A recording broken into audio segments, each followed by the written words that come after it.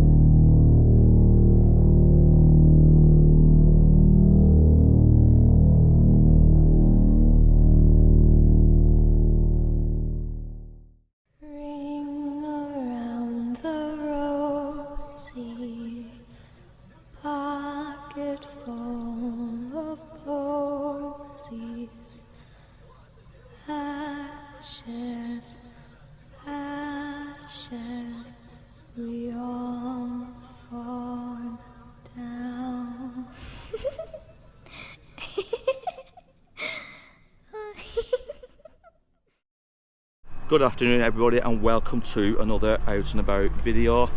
And we're here over in Blackburn to cover quite a disturbing case, and it takes us back to June 1935 and to the story of young 3-year-old Helen Chester.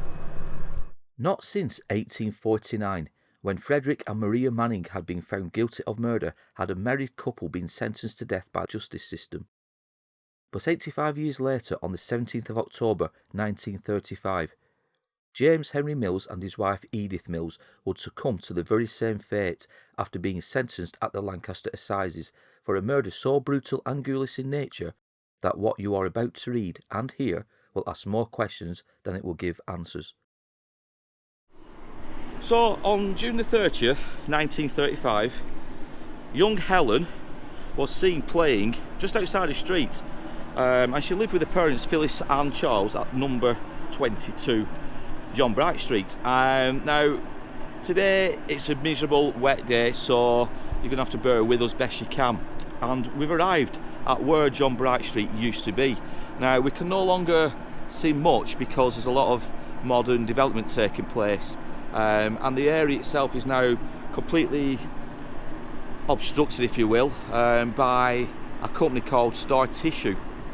So we're not going to trespass, we never trespass, but we'll show you where John Bright Street used to be, and we'll get into the story.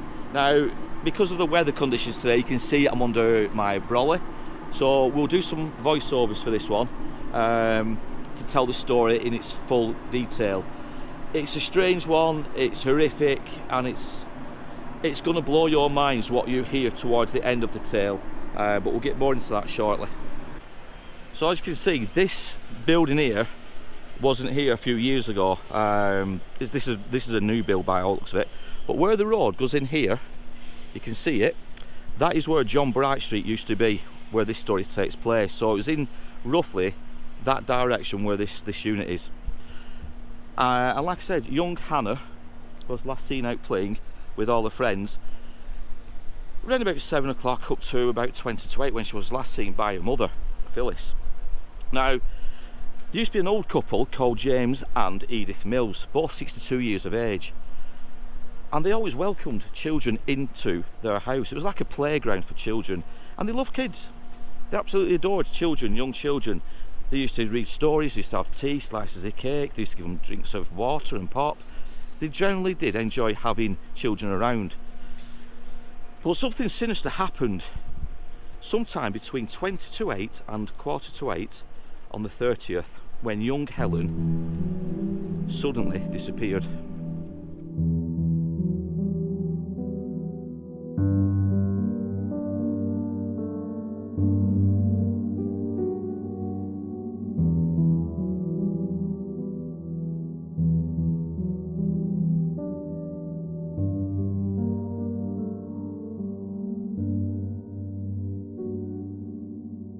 So Helen was last seen walking down Princess Street here, or she was last seen running down this street, and this is after she'd been playing with a friend called Evelyn Emmett, who was I think 9 years old at the time. and it was Evelyn or Evelyn who was, like I said, the last person to see her. Now it's thought that Helen had made her way down Princess Street and then up the following street and towards where she lived on John Bright Street. Now her mother last remember seeing her outside the house at 20 to 8, and this is important. The story goes that she went out at 7:45 and Helen was no longer around, so she went out looking for her, to no avail obviously. But when her husband Charles arrived home, and obviously she told him that she couldn't find poor Helen, he then went out to look for her. Could not find any sign or trace. So apologies for the quick change in location. As you saw probably right at the very beginning, we went to where this story originally took place, but we didn't realise there was a cash and carry nearby, and it was just too busy. There was wagons, there was all kinds of vehicles coming and going. So we've brought the story to its final conclusion, if you will, and that's here to Blackburn Old Cemetery, where Helen is interred.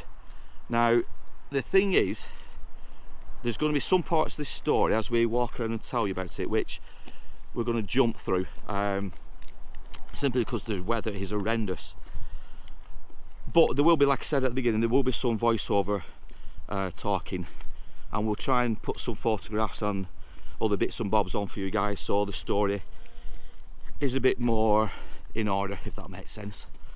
So as we mentioned when we're at the other location, Helen was last seen playing in a field called Lower Field, and she ran off from a friend, Evelyn or Evelyn Emmett, and she made her way down Princess Street, we presume heading towards home. And it was about 20 to 8 in the evening when her mother Phyllis, she just popped her head out the backyard and she saw Helen playing with a few more friends. But only 5 minutes later, when Phyllis went to go and fetch her daughter, she was nowhere to be found, and I don't think there were many children on the streets either at that time.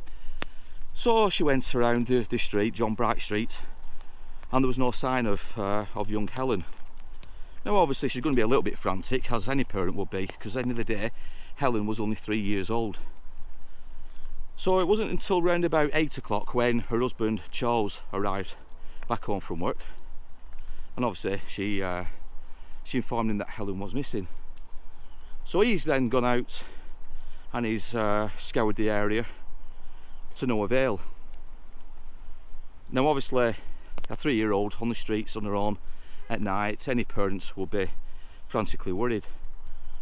So he made his way down to a local police block, not a station, I think it was some kind of small unit, where he informed the local police constables. And it wasn't too long thereafter when obviously a search party was instigated. The police made their way around to John Bright Street. They scoured derelict mills, buildings. They dragged the canal throughout the late night, early morning. They checked outhouses. They looked for her, and they never stopped looking. But Helen was never found.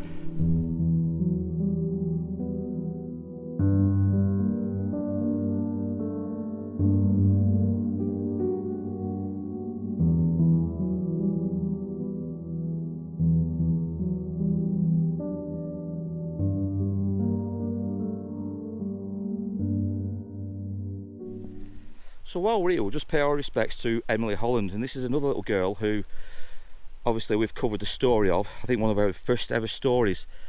But it looks like the actual headstone and grave itself's been cleaned up since we were last here. You can read out obviously her mother and father's name a lot more clearer, James Holland and Elizabeth. And there's young Emily, that's their name. But she was brutally taken from us back in 1876 by a man named William Fish. I'll put links down below for you to follow, but yeah, this is the final resting place of young Emily. But yeah, I'm really pleased that this grave and the final resting place has been obviously looked after and maintained. So it was July the 2nd, 7 o'clock in the morning, when the first clues as to what had occurred first came about. and it was at number 26 John Bright Street where I think it was Thomas and Hannah Farnworth lived. Now it was Thomas who got out of bed first, and he made his way down into the kitchen, and his wife Hannah soon followed. Now Hannah spotted something in the backyard close to the gate where you go out, and she said to Tom, "Hey Tom, what's that over there?" or something to those words. Now at this time, obviously all the neighbours, everybody knew about young Helen's disappearance, and it seems Hannah had a gut feeling that something wasn't quite right. So she stopped Thomas from actually opening the package, the parcel that was there. She just had this feeling something wasn't right. So instead they rustled up two neighbours, and together they all went to, again, the local police block, the police, the courts, and they brought in a couple more officers. Now one of the officers opened the package was wet, it was wrapped, whatever was inside the package was wrapped in a newspaper. I think it was pages 9 and 10. But also what was wrapped inside the newspaper was also wrapped inside a quilt, and it was fastened by some kind of clothesline.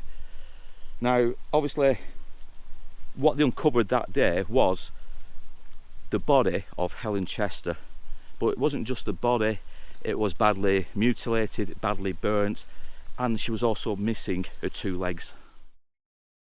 When questioned, Thomas told the police that the parcel was not there when he went into his yard at 10:45 p.m. the previous evening, saying had it been there, he could not have failed to notice it.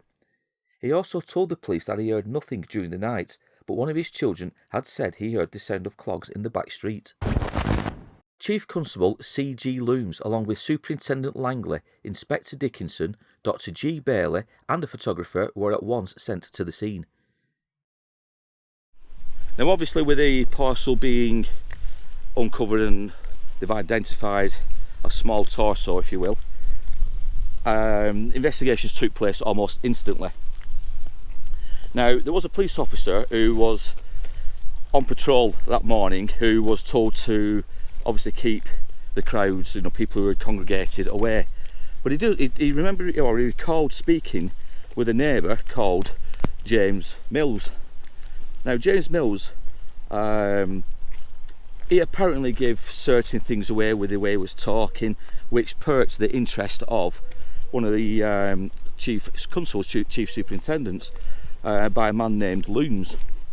So he took a fascination into what James apparently told this police officer, and he actually said to two other officers later on that evening when he found out what he'd said, to bring him to the police station in Blackburn for further questioning, which he did.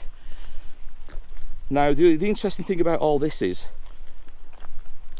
obviously they've got wind and they've got an idea that James may have somehow been involved with Helen's disappearance. So they brought his wife in, Edith, for questioning. And this is then when things started to take a bit of a turn, if you will. Obviously, whilst they were being investigated, questioned, other police officers had gone into the Mills' house at 24 John Bright Street, and what they uncovered was truly horrific.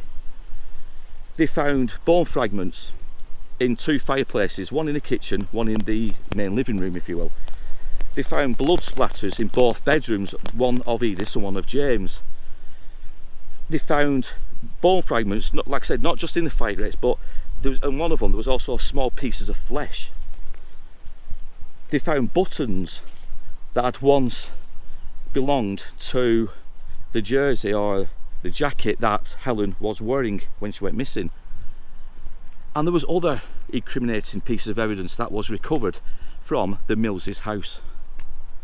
Based on the information Looms took from the interviews with both James and Edith, both prisoners were charged with the murder of young Helen. Interestingly, upon hearing the charge, James turned to his wife telling her, "Don't say a word." I'm not quite sure if the GoPro is picking it up clearly, but we're going to make our way up. But young Helen is buried somewhere in that direction. However, from what I've been reading on, I don't think there's any headstone markers, or there's no sign of where her final resting place is. we're going to have a quick look anyway to see if we can find anything. We haven't even got a grave number, so this could prove to be a futile exercise, but we know she's just where that tree is. She's just further around there in that direction.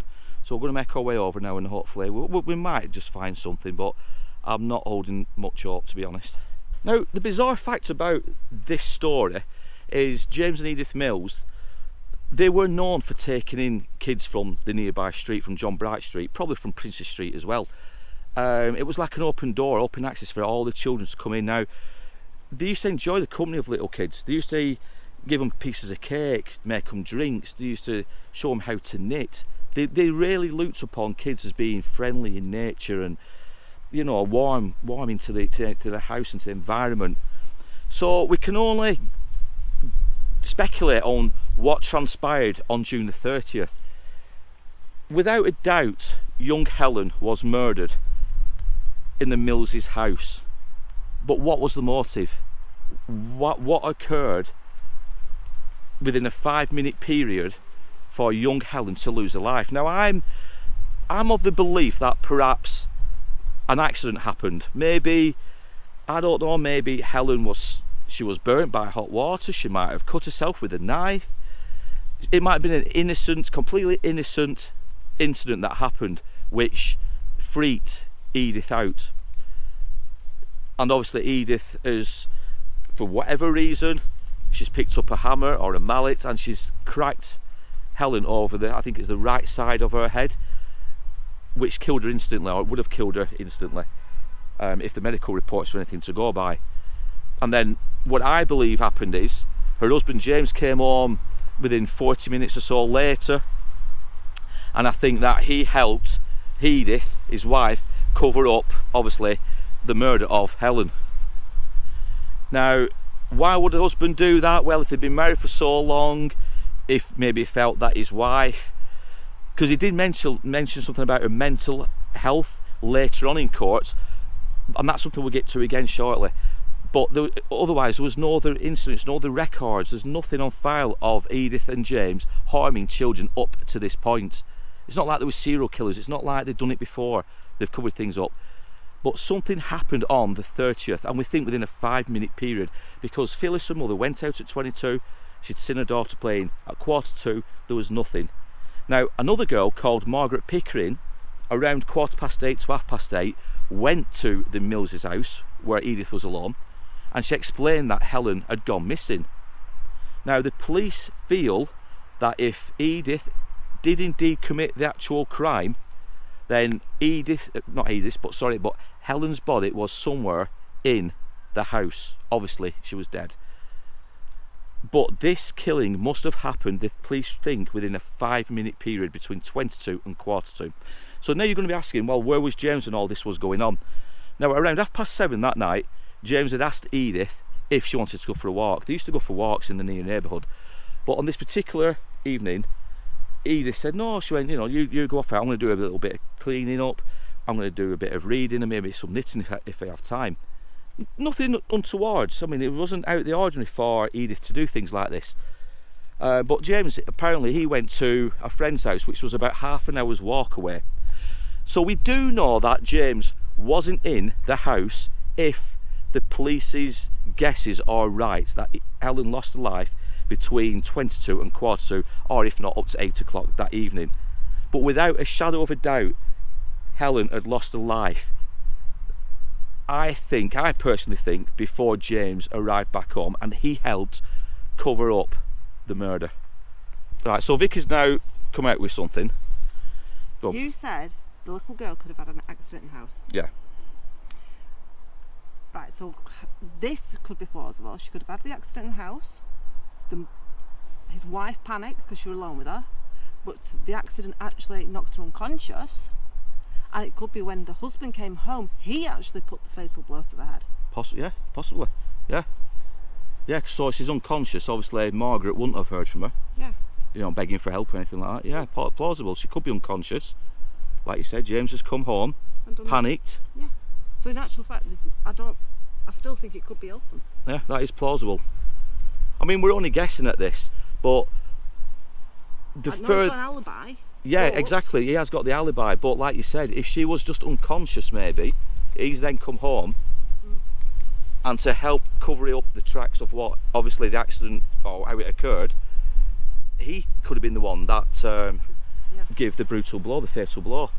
And this is something that is interesting, and it's the point we're going to get to shortly about why we think it's going to blow your mind as to the final outcome of all this, because honestly, I still can't get my head at all around what's coming next.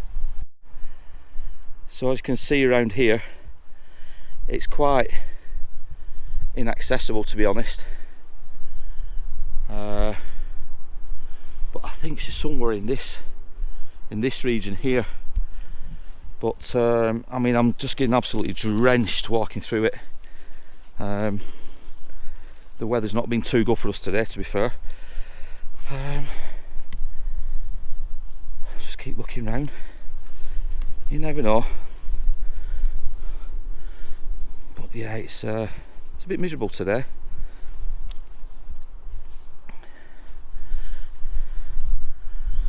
Yeah, a lot of these graves you just can't see.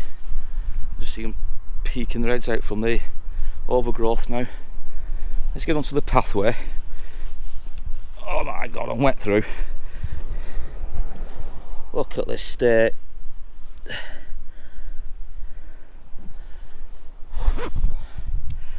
Again, like in the last video, Edenwood Mills, some of the things we do to get these stories, but we love doing it. This is the thing, we actually love doing it. But yeah, I think this is going to be another dud outing looking for the headstone. It's a shame because I think people like young Helen, they need to be respected. The stories need to be told. And just like Emily Holland further back,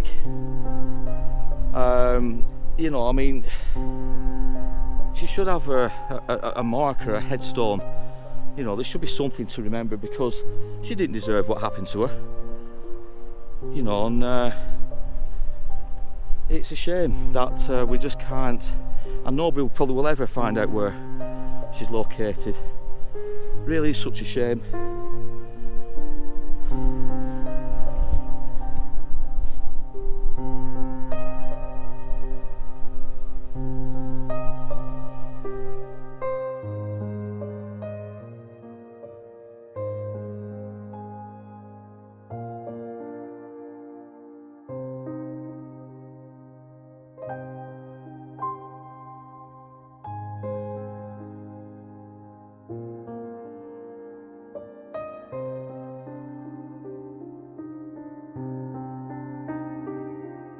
Now obviously Mr. Looms had charged James and Edith with the murder, and all the evidence. Now we've talked about the evidence, we've talked about the bone fragments, bones with bits of flesh on. They found blood stains in both bedrooms, as I've already mentioned. They found in one of the newspaper pieces that they found, you know, pages 9 and 10, they found a strand of blonde hair. Now Helen had blonde hair. Another piece of evidence. They found the same newspaper that was used to wrap the torso up, also in the Mills's house, minus pages 9 and 10 and a couple more pages. So you think, wouldn't you, Vic, that all this evidence that they found in the house, there's more than enough to get a conviction, isn't there? Yeah. Of either one or two people. Now this is going to blow your minds, and this is quite shocking. Now let's consider what had happened to Helen. She'd obviously been involved in some kind of violent death. Because she had a hole in the side of the skull. So she'd been hit with a hammer or mallet, of which I may also add they found in the coal shed. I think it was the hammer they found in the coal shed, and they also found a mallet. Now either of these two could have been used as the weapon, because of the size of the hole in the skull matched up to the head, especially of the hammer. So there's more than enough evidence to find a conviction. Now this is where it gets crazy.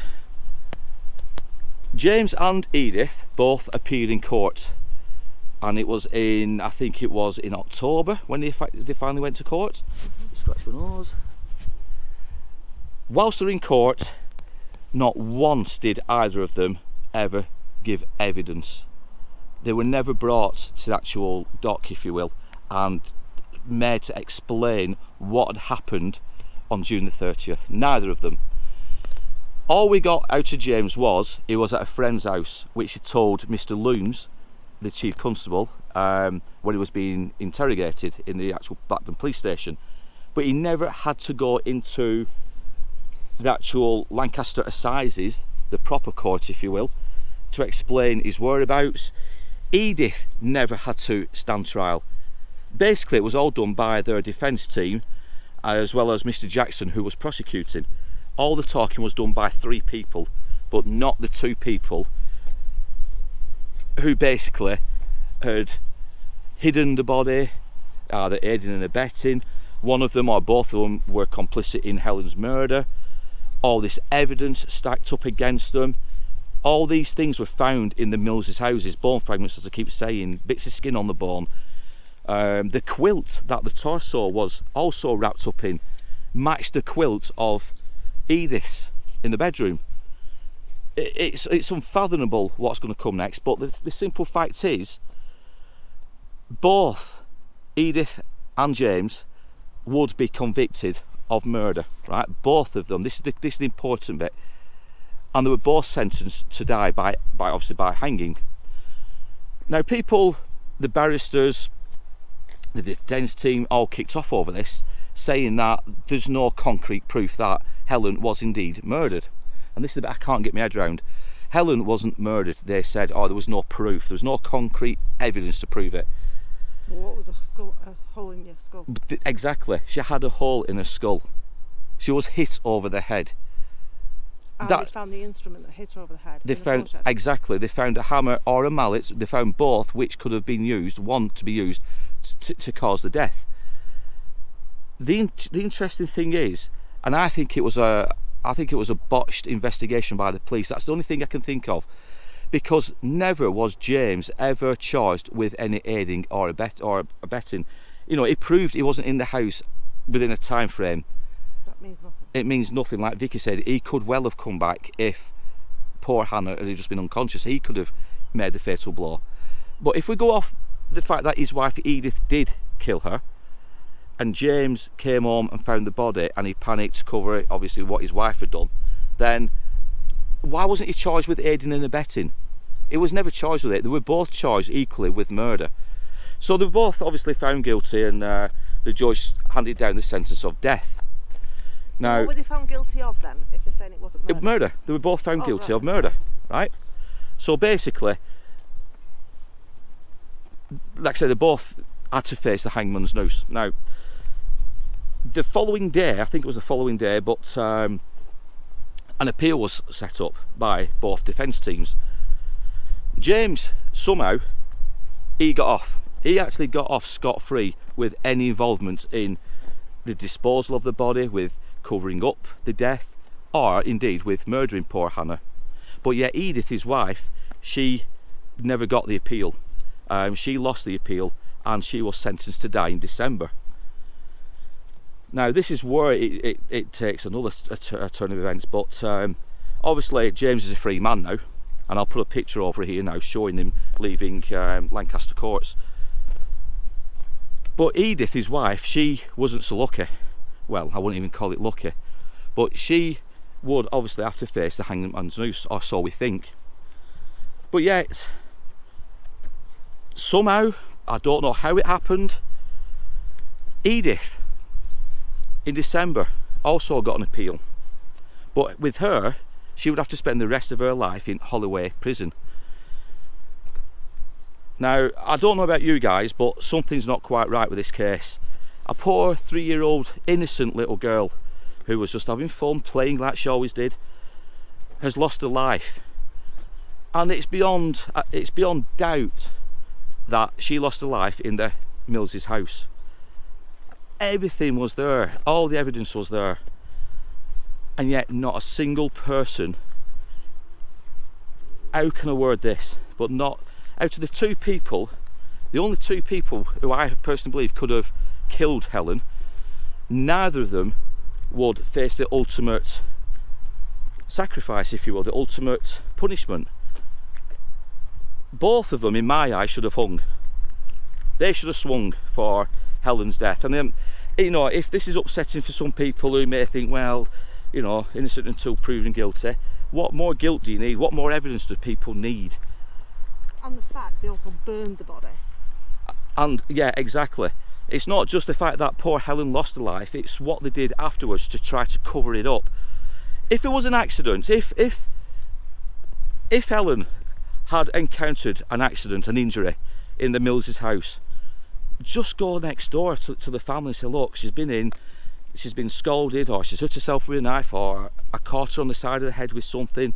I don't know, but to not only obviously hide the murder, but like Vicky said, what they did with poor Helen, putting her on a fire, hoping to burn the evidence, to burn her so nobody would ever find her again.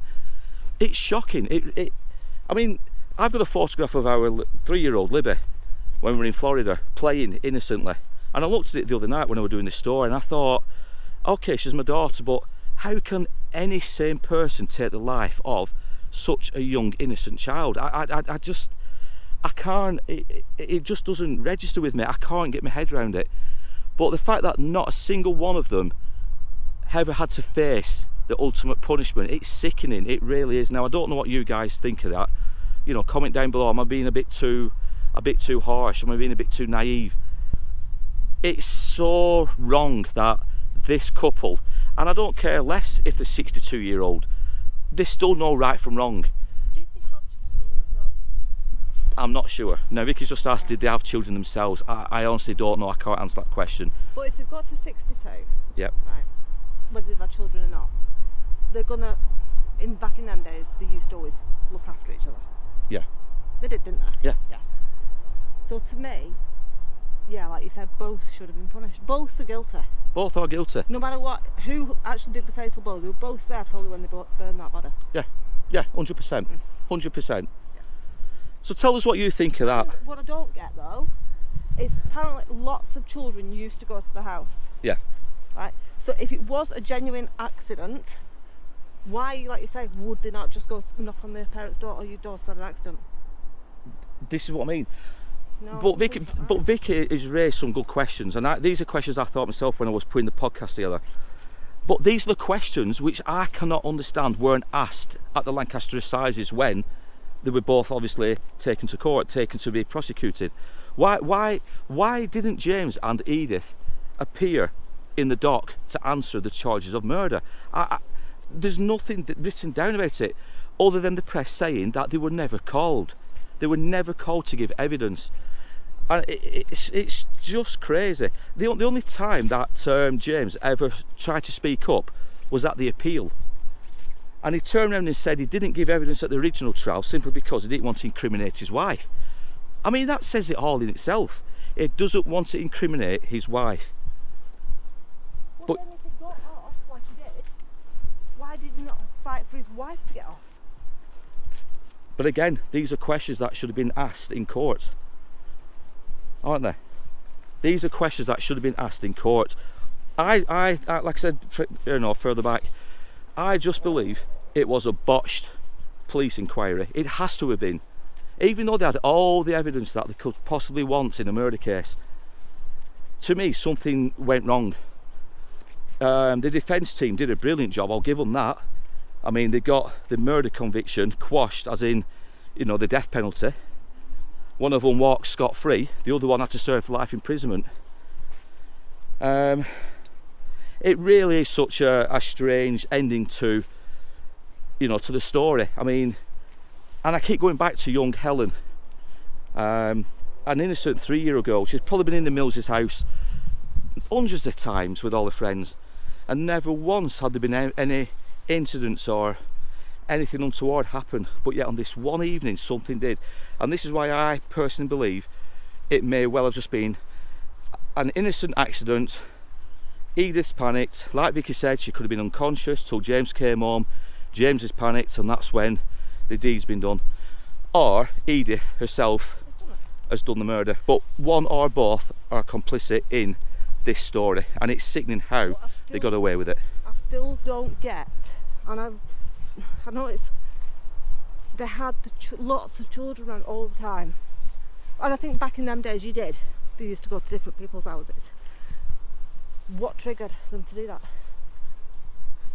To cover it up, or to... Well, if it's an accident, or even if it was just a murder, clear murder, what triggered them if they were always having children around? And again, it's just something that we'll probably we'll never get to the bottom of. We'll never get an answer for it. No.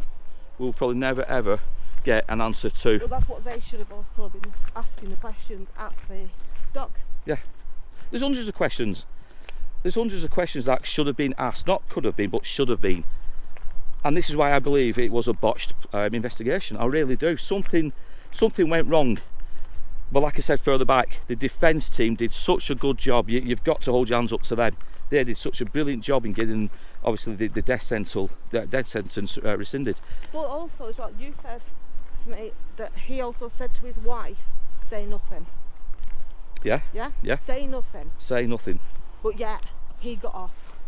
Yeah. So, again, was he saying to his wife, say nothing because I did it? Possibly. Or say nothing because he didn't want to incriminate her. But if he didn't want to incriminate her, he still didn't bloody help her for appeal to get off, even though he was. Apparently he was heartbroken when he got let off because he used to go back. I mean, believe it or not, he used to go back to where he lived at 24 John Bright Street, next door to where the Chesters lived.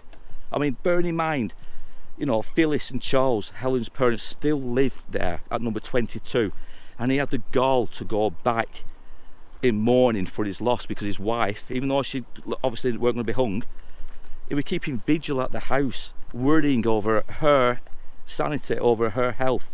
Which leads me to the next thing. Edith, in March 1936, she died whilst in prison. I'm not going to lose any sleep over it, I'll tell it as it is, but I honestly, if she did deliver that fatal blow to Helen, I honestly hope that every single waking day of her life before she died in prison, she was haunted by that child's little face. I honestly hope that she couldn't sleep at nights, that poor Helen's spirit came into her cells and haunted her until her last dying breath. I really do, if she dealt that blow. And as for James, he's complicit in all this. He knew what he was doing when he was trying to dispose of that body. He came out with some bullshit about, oh, it was fish that a cat had brought into the house, that's what the bones were. Oh, we had mutton for tea the night before, that's what the bones were. Load of bollocks, honestly. Yeah, but that's what I mean, he's the one with all the excuses. Somebody put that the weapon back in the car. He was being funny, that's a man thing. Yeah, he was doing all the, what's the word I'm looking for? The planning, the arrangements for the disposal of the body. So she might actually have been innocent. I'm not saying innocent. Edith may well have been innocent of nothing more than accidentally hurting poor Helen. You know, she, like I said, something went on in that house. But then again, if she had hurt her and they had kids around all the time, if she was a genuine person, she would have gone next door to the neighbours and said, look, poor Hannah's been, yeah. This is what I mean. I said right at the very beginning of this video, it's a strange one, it's got a horrible ending towards it, and it's one that's really bugged me. I found it difficult to write this one, and I know when I find them difficult to write, I know this is going to sound contradictory, but when I do these stories for Days of Horror, as Vicky will tell you, I can spend sometimes 2 weeks just researching them, looking into them, because I spend a couple of days away from them. With this one, I started on, I think it was Monday, Tuesday, just gone. Yeah. It's now Saturday, and we've uncovered the details, we've covered the story, we're doing the video for you guys, we've done the podcast. Yeah, but you didn't come away from it. I didn't come away from it because it was in my head so much. I got too involved with it. And it's one of these stories, it's got such a disturbing ending, one that I can't honestly, I don't think I'll ever understand how they've literally got away with murder I cannot get my head around it unless it was a botched police investigation. Helen Chester's body was interred at Blackburn's Old Cemetery on Monday 8th of July 1935. It was reported that up to 5,000 people had attended, travelling by trams that had been made specially available for the funeral. A large number of people had already congregated at St George's Free Church in Mill Hill, where a service had already taken place long before the cortege was due to leave, and Helen's tiny coffin had lain in the private chapel of the undertakers. It was then taken to her home at number 22 John Bright Street shortly after noon, where mourners joined the cortege. Around the coffin were various floral tributes, including bunches of wildflowers. At the cemetery, people started to congregate from as early as 11:30 in the morning, and more would appear in a constant stream, vacating from the trams that had brought them up from the town. And due to the large masses of people who had come to pay their final respects, police had to be called to make way for the coffin bearers and mourners as they made their way to the final resting place where young Helen would be finally buried. Now, when at the Lancaster Assizes and all this went into obviously the public domain and the witnesses were brought in, Charles gave evidence as to the character of James Mills. And he was asked, did you have any problems with James or Edith? And he said, well, none really, no. But I didn't do him any harm, he didn't do me any harm. So again, the prosecutor asked asked Charles, but what was his character like? And he said, well, he would often give me like a scowling look if I ever looked at him in the eye, like he had something more sinister going on in his head. Now that, you could class as kind of incriminating. If he had this kind of demeanour, this attitude towards not just probably to Charles, but probably to other people.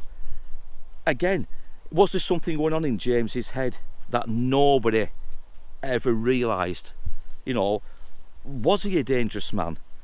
Did he mistreat young children? But it just never came out. I know I'm probably going off on a tangent, but something went on in that house which had never occurred before, and it just doesn't make any logical sense. But when Charles said this in court about, obviously he used to give me a scowling look if I looked him in the eye, was James bitter of Charles being a younger man, you know, having a young family? What was he bitter? I don't know. But see, now Vicky's just said there could have been a bitterness there, I suppose, if James and Edith never had children. Is this why they allowed children to come into the houses? Because they never had children of their own. So basically they just let young kiddies come in and they treated them as their own. It's such a fascinating tale, it really is. Please listen to the podcast, because that'll be a lot more fluent, a lot more tangible, a lot more cohesive. Today's made it more difficult because we went over to John Bright Street. It was just too noisy. It started to throw it down. We couldn't get much footage. We're here at Blackburn Cemetery. It's still raining, but at least we're under some kind of cover and shade. Well, not shade, but definitely cover. But yeah, please visit the website www.daysofhorror.com and listen to the full podcast. We've even got photographs, we've got maps. There's a lot more to the story than what obviously we've probably touched upon while we're at the cemetery. So as Vicky pointed up on, the fact up on the top of the hill near where we know where Helen is, but unfortunately we just can't find a final resting place as assured. It's just too overgrown. But it would be interesting to know if actual James and Edith themselves had children. I mean, obviously at 62 I'd have expected the children to maybe in the 20s, 30s maybe. That would be interesting to know, because at no point have I ever come across anything in the newspaper reports about what their children had to say, what their family had to say. It's such an intriguing case, and it's a disturbing one as well. Now, if you enjoyed this video, please comment down below. Tell us what your thoughts are on this story, and you know what your feelings are towards two people who obviously knew what had occurred, but yet seemingly got away. I won't say scot-free. Well, one did. One had to obviously serve life imprisonment, but they never had to face the ultimate punishment, did they? I mean, to me, that's getting away scot-free, if you will. But yeah, comment down below and tell me what your thoughts are. It really has messed with my head, as this one, quite a lot. Like I said, we've covered stories, Emily Holland, Alice Boynes, as I said earlier. We've not done the June and Devane one. My grave is further back there. And this is another one added to that list of young children whose lives are, they're snatched in such terrible, terrible ways. It's like I said, I can't understand why people do such things to children or to even adults. I just don't get it. But if you did like this video, like I said, guys, comment down below, tell me what your thoughts are. Please subscribe to the channel because it does help with the algorithm and it pushes obviously videos forward to other people who may not know about Days of Horror. But in the meantime, from this wet brilliantly unique cemetery here in Blackburn Old Cemetery, take care, look after yourselves, and we will be back with another tale from our glorious, if not disturbing, past.